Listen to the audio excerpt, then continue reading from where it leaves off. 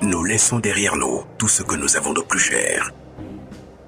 Enfants, épouses, amis, pères et mères. Fièrement, nous répondons à l'appel du devoir. Pour que les déplacés et les réfugiés rentrent à la maison. Pour que nos enfants reprennent le chemin de l'école. Pour que jaillisse la lumière de la réconciliation entre les peuples, pour le Mali, pour la patrie. Cette voie, nous l'avons choisie, au prix de nos vies. Nous défendrons nos couleurs. Et si nous laissons derrière nous veuves et orphelins, nous vous prions, prenez soin d'eux.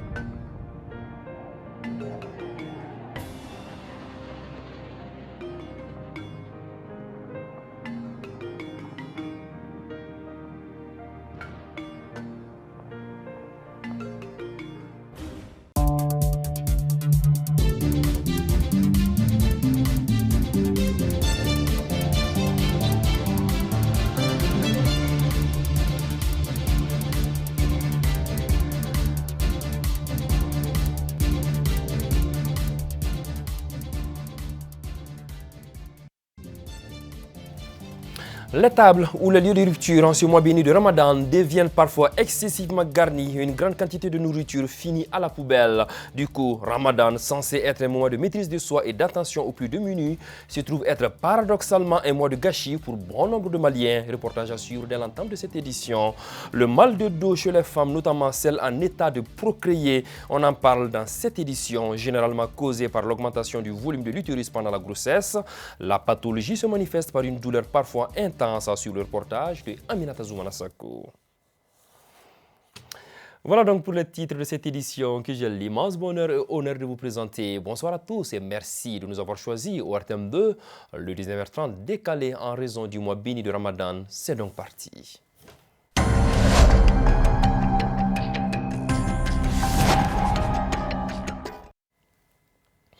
Alors que la deuxième décade du mois béni de Ramadan s'est déjà amorcée, une situation interpelle les consciences, l'abondance de nourriture au moment de la rupture du jeûne.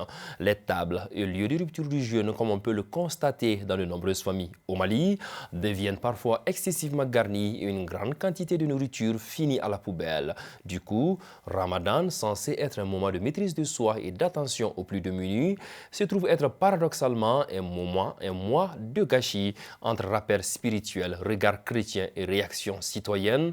Notre reporter, Samba Sanogo, nous en parle dans ce reportage.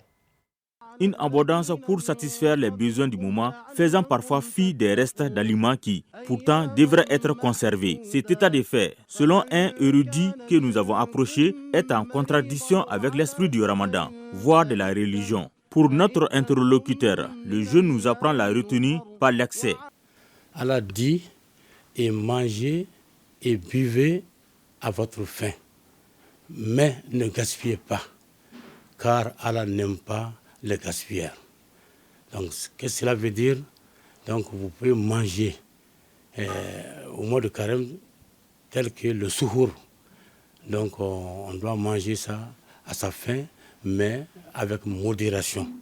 Mais ne gaspillez pas.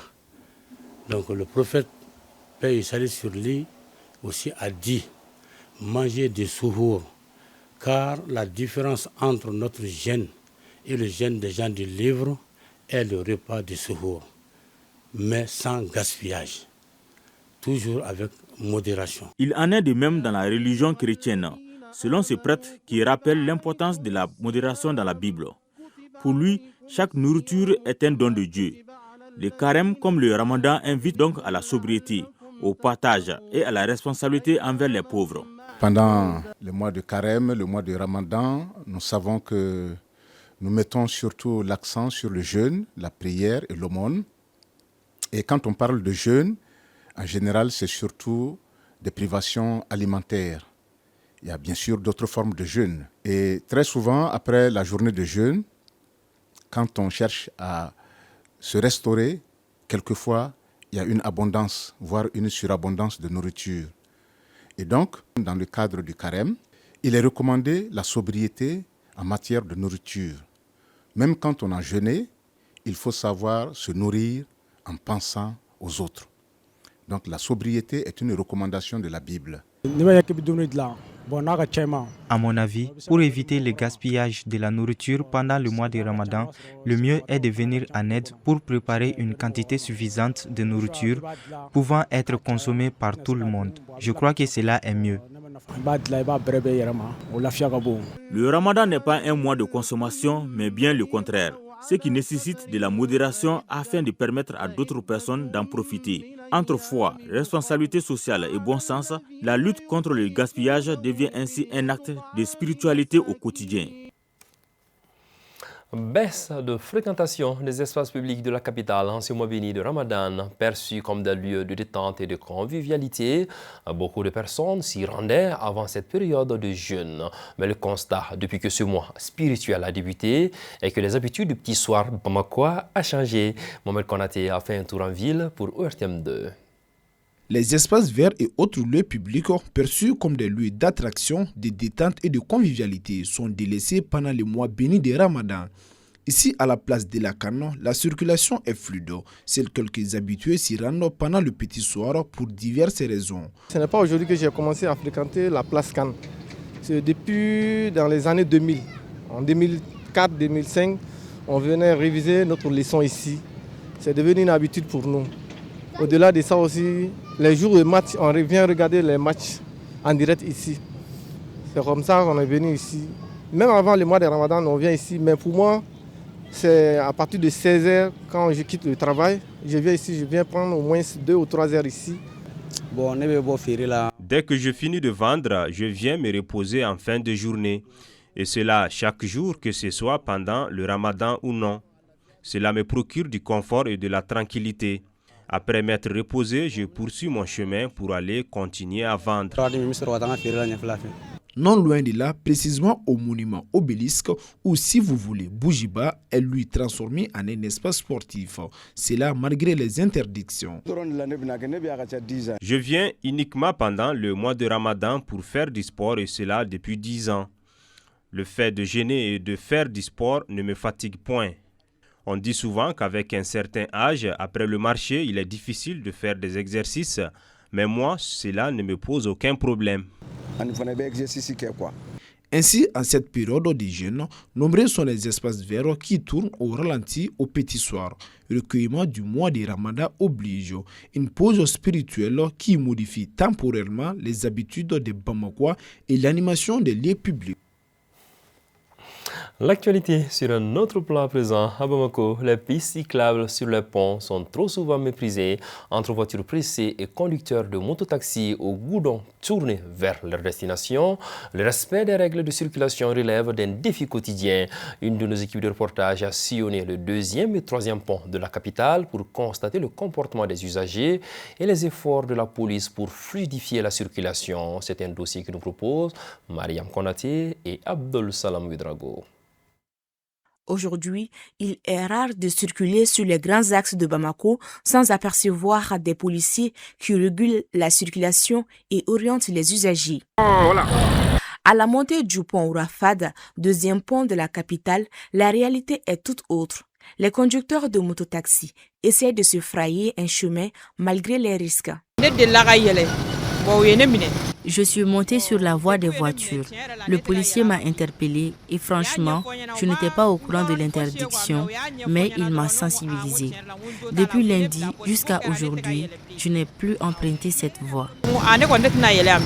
Au-delà des critiques à l'encontre des conducteurs de mototaxis, certains sont bien imprégnés du code de la route. Malgré la sensibilisation, il y a des gens qui se permettent toujours de rouler sur cette voie, ce qui n'est pas du tout bon. J'ai suivi l'information à travers le RTM. Non, je ne traverse pas sur la voie des véhicules. Contrairement au 2e pont, le 3e pont affiche une atmosphère différente. Depuis 11 heures, l'axe reliant Sotuba à la ville est bondé d'engins à 4, 3 et 2 roues. Une réalité quotidienne qui explique la densité de la circulation et qui nécessite patience et vigilance de la part des usagers. Pas de tolérance pour les manquements au code de la route. Les amendes sont payées en conformité avec les textes. On m'a interpellé parce que je suis monté sur la grande voie. Je sais vraiment que c'est interdit, mais je l'ai fait parce qu'il y avait trop d'embouteillages sur la voie des motocyclistes et que les gens derrière moi étaient pressés. Je n'avais plus le choix, alors je suis monté. Je suis conscient de mon acte. Face à ces comportements, certains acteurs de la circulation tentent de sensibiliser leurs pairs. Oui, je suis au courant grâce à l'émission sur la circulation routière de l'ORTM. Non, je ne le fais pas et j'encourage les autorités pour cette initiative. Les voies sont petites, mais c'est pour notre sécurité. Malgré cela, beaucoup s'efforcent encore à le faire. Pour mieux comprendre cette démarche, nous nous sommes rendus à l'Agence nationale de la sécurité routière. Il est exclusivement recommandé aux cyclistes de circuler à l'extrême droite de la route. La position qui est réservée aux cyclistes sur la route. Maintenant, par rapport aux deux ponts, le deuxième pont et le troisième pont. Sur ces ponts, il y a des pistes cyclables. C'est très bien aménagé. Et c'est aménagé pour la sécurité des cyclistes qui sont les usagers à 2 roues. La loi ne date pas de maintenant. Elle a été révisée à travers la révision du Code de la route en 2023. Dès lors, il y a une sensibilisation accrue par nos agents et en même temps par la police quotidiennement sur les routes. En circulation, les policiers jouent un rôle central. Ils ne cessent de rappeler aux citoyens le respect des règles. Les médias jouent un rôle important dans la sensibilisation des usagers et conducteurs comme l'émission Circulation routière de l'ORTM. Dans l'une d'elles, les commandants du groupement de la sécurité routière édifient les téléspectateurs de la télévision nationale. Le code de la route est sans équivoque. L'article 22 stipule que les engins 4 roues doivent circuler sur la voie principale, et ceux à 2 roues sur les pistes cyclables. Ces dispositions concourent à prévenir les accidents de la route et à fluidifier la circulation. Les contrevenants s'exposent au paiement d'une amende de 15 000 francs CFA. Respectez les consignes routières car mieux vaut prévenir que guérir. En fin de compte, le respect des pistes cyclables sur les 2 ponts de Bamako reste un défi quotidien. Entre sensibilisation, vigilance policière et responsabilité des conducteurs, l'objectif est clair, assurer une circulation sécurisée pour tous. De la santé, dans cette édition, il ressort d'un constat que le mal de dos est fréquent chez les femmes, notamment celles en état de procréer. Les spécialistes nous apprennent que la pathologie est généralement causée par l'augmentation du volume de l'utérus pendant la grossesse et se manifeste par une douleur parfois intense. Parlant du traitement, il implique plusieurs, en l'occurrence les gynécologues ou les sages-femmes, les kinésithérapeutes, entre autres. Aminata Zoumanasako. Fifi Konaté est mère de famille domiciliée à Moribabuku, un quartier de la périphérie de Bamako. Lorsque ses grossesses atteignent un stade avancé, elle commence à sentir une douleur lombaire, une douleur qui peut même persister après l'accouchement. En cas de fraîcheur, même après l'accouchement, je sens la douleur. Comme je suis venue au centre de santé aujourd'hui, je vais en parler à mon médecin. Il m'avait prescrit des produits par le passé qui m'avaient soulagée. Comme cette dame, nombreuses sont de nos jours les femmes en âge de procréer à connaître le mal de dos. Selon les spécialistes que nous avons approchés, le mal de dos est généralement causé par l'augmentation du volume de l'utérus. Cette augmentation, précise-t-il, intervient pendant le dernier trimestre de la grossesse, entraînant une douleur intense dont la prise en charge s'effectue à différents niveaux, à commencer par celui de la sage-femme ou du gynécologue. Nous, en tant que médecins gynécologues obstétriciens, souvent on leur demande, surtout en fin de grossesse, d'adopter des postures qui permettent un peu de régler la nouvelle posture en fin de grossesse que le dos la prend, parce que avec le poids de l'utérus, c'est-à-dire que souvent il arrive que le dos a tendance à se rétracter. Donc il y a ce qu'on appelle une lordose qui se crée, qui est un système de compensation qui permet, comment dirais-je, au dos d'essayer de reprendre sa position initiale normale. Vous voyez? Donc cette lutte qui existe souvent fait que souvent il y a ces douleurs-là. Pour ce qui concerne l'étape suivante, elle est assurée par les kinésithérapeutes. C'est des dames qu'on reçoit très généralement très tardivement, pas juste après l'accouchement, peut-être une année ou 2 ans, ou souvent des mois après l'accouchement. Nous avons beaucoup de techniques et puis aussi nous avons des conseils à donner à ces mamans. Au fait, il y a un protocole spécial qu'on appelle la rééducation périnéale, qui non seulement travaille qui s'effectue pendant la grossesse et après la grossesse, c'est-à-dire après l'accouchement. Donc il y a des exercices d'assouplissement, il y a d'étirement, il y a des massages qui s'effectuent par souvent on chauffe un peu la partie, ainsi de suite. Pour dire que le traitement du mal de dos est bien possible. Cependant, les spécialistes conseillent le suivi régulier des consultations prénatales et postnatales pour éviter toute complication dans la prise en charge. En guise de prévention, il est préférable de s'accroupir plutôt que de se courber pour ramasser un objet. On vous l'annonçait depuis déjà hier, l'artiste musicien Bonkana Maïga nous a quittés ce samedi 28 février à Bamako des suites d'une longue maladie.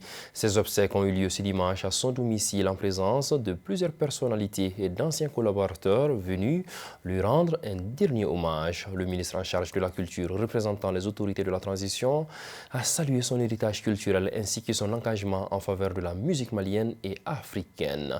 Amadou Diallo. Le Mali perd une de ses légendes. Le maestro Bonkana Maïga s'est éteint ce samedi 28 février 2026 à l'âge de 77 ans. Né à Gao, il fut l'un des pionniers de la musique moderne malienne. Membre des célèbres ambassadeurs du motel de Bamako aux côtés d'artistes tels que Salif Keïta, il a marqué la scène africaine avant de poursuivre une carrière internationale. Au cours de la cérémonie de ses obsèques, ses anciens collaborateurs ont largement salué son héritage musical. C'est la lumière de la culture malienne. Depuis Las Maravillas, c'est eux qui nous ont réveillés, c'est eux qui nous ont poussés à faire la musique. C'est nos doyens. Mais c'est dommage. Quand Dieu veut, qui peut empêcher personne. Je sais qu'il va rester dans la tête des gens, il va rester. Il est immortel. Il a laissé tellement d'œuvres qu'il est immortel. C'est une bonne personne, il nous a beaucoup aimés, il a uni sa famille, il a aimé ses sœurs. La preuve, toutes ses filles portent les noms que de ses sœurs. C'est une bonne personne, nous prions pour lui, qu'Allah l'accueille dans son paradis éternel. Et vraiment qu'Allah nous prête une longue vie pour lui faire des sacrifices. De retour au Mali en 2005, Bonkana Maïga a fondé sa maison de production audiovisuelle et discographique Maestro Sound Mali. Il était également connu pour avoir animé l'émission Star Parade et pour son engagement artistique à travers des projets tels que Tunkaguna, contribuant ainsi à la valorisation et à la promotion de la musique africaine. Figure emblématique de la scène malienne et africaine, il a influencé plusieurs générations d'artistes par son talent, son exigence et son sens de l'innovation. Souvenir déjà en tant que consommateur de son art, mais souvenir aussi en tant que collaborateur, souvenir en tant qu'accompagnateur, parce qu'à un moment de ma vie professionnelle, Bonkana Maïga m'a beaucoup conseillé, accompagné. Et j'ai eu la chance aussi de travailler professionnellement avec lui. Quand les premiers numéros de Tunkaguna ont été produits, j'ai été par exemple le réalisateur de son premier numéro de Tunkaguna. Côté humain, c'était un homme facile d'accès, serviable, très jovial, cultivé. Il a donné le meilleur de lui-même durant son court séjour sur la terre ici. Il a aidé beaucoup d'artistes, même les animateurs. Je me souviens avoir fait avec lui des interviews. Chaque fois qu'il y avait une exclusivité dans les bacs, j'étais peut-être son animateur, je ne dirais pas préféré, mais il me réservait toujours l'exclusivité dans mon émission quand je faisais encore Samedi Loisirs. C'était un homme de bien, Le tribunal devant lequel il nous précède, que ce tribunal lui soit favorable. Nous prions pour le repos de son âme. Depuis mon plus jeune âge, Bonkana Maïga arrangeait ma musique. C'était un bon grand frère. Il m'a beaucoup aidé dans ma carrière. Nous prions pour le repos éternel de son âme. Au nom des autorités de la transition, le ministre en charge de la culture a rendu hommage au maestro, évoquant une perte immense non seulement pour le Mali, mais pour l'ensemble de la culture africaine. C'est un digne fils que nous perdons et la République est reconnaissante de tous les efforts de ce créateur. Bonkana n'était pas seulement un grand artiste, Bonkana était un visionnaire, un grand créateur, en son temps un grand organisateur. Un homme de culture par excellence qui avait la passion et qui avait foi à son pays. Et c'est pourquoi il a passé les derniers moments de sa vie, malgré ses talents, malgré ses connexions dans le monde, il avait choisi de vivre au Mali, de travailler à côté des artistes maliens, et notamment à travers la création du groupe Africando et aussi du groupe Maravillas, où il a fait les plus belles notes dans notre continent. Il laisse derrière lui 4 filles, une famille endeuillée et un monde de la culture inconsolable. Bonkana Maïga repose désormais au cimetière de Faladier.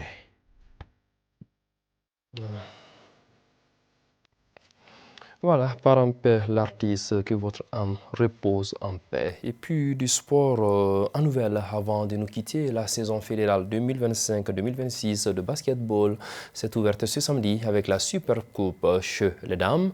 Le Yélébassé a battu le Stade malien de Bamako 50-37 chez les messieurs, victoire du Stade malien de Bamako 59-57 sur le centre de référence de Tombouctou. Voilà, c'est ainsi que s'achève cette édition que j'ai eu l'immense bonheur et honneur de vous présenter le journal en langue nationale Bamana. C'est tout de suite avec Daouda Koné. En ce 13e jour du mois béni de Ramadan, nous invitons tous et chacun à faire preuve de patience, de résilience, d'endurance, de sincérité du cœur et de sincérité également dans nos actes. Paix et bénédiction d'Allah sur le Mali.